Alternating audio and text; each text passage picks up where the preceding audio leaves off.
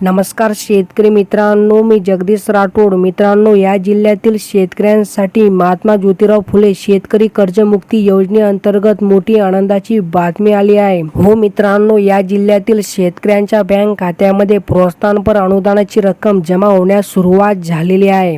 आणि मित्रांनो, या जिल्ह्यातील 44,664 शेतकऱ्यांच्या बँक खात्यामध्ये 50,000 रुपये अनुदान जमा करण्यात आलेले आहे. तर बघा मित्रांनो, ही माहिती लोकमतच्या पेपरमध्ये आली आहे. आणि मित्रांनो, ही अपडेट धाराशिव जिल्ह्यातील शेतकऱ्यांसाठी आहे. मित्रांनो, धाराशिव जिल्ह्यातील सर्व पात्र शेतकऱ्यांच्या बँक खात्यामध्ये 50,000 रुपये अनुदान जमा करण्यात आलेले आहे.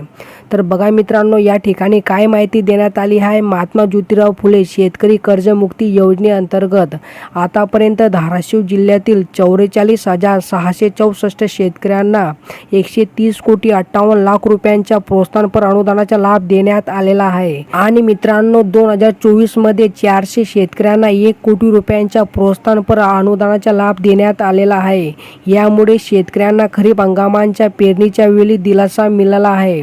आणि मित्रांनो, काही शेतकऱ्यांचे आधार प्रमाणीकरण झाले नाही, त्यामुळे त्यांना लाभ देण्यात आलेला नाही.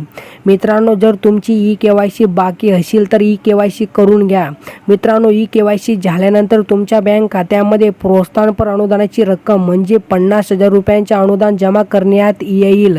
तर मित्रांनो, अशी प्रकारे ही काही छोटीशी अपडेट होती. जर तुम्हाला ही अपडेट आवडली असेल तो नक्कीच चॅनलला सबस्क्राईब करा, व्हिडिओला लाईक करा. चला मित्रांनो, भेटूया नवीन एका व्हिडिओमध्ये. धन्यवाद मित्रांनो.